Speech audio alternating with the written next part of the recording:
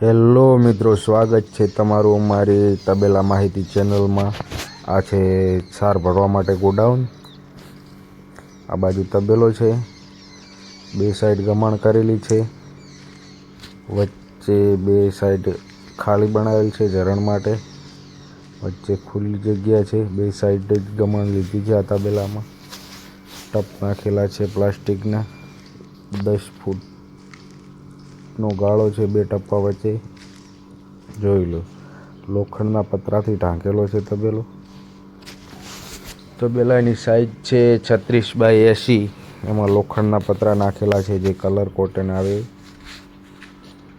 તબેલો મસ્ત એક નંબર બનાવ્યો છે.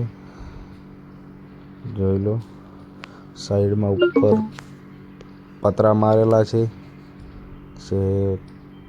જોઈ લો,